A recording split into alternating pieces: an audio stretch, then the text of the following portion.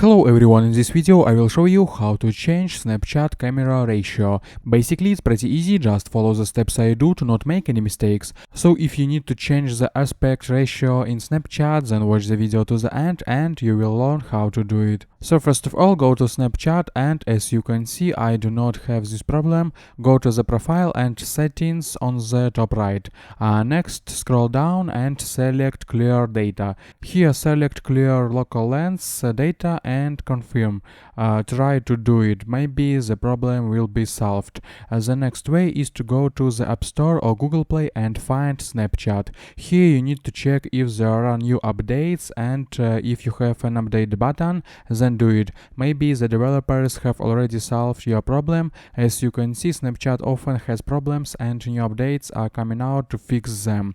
Also try deleting Snapchat and reinstalling it. That's how easy it is. I hope guys this tutorial made your life a little bit easy and you like this video. Subscribe to my channel and write your comment. You can also watch a playlist about Snapchat at the link in description if you still have any questions. Goodbye, have a nice day.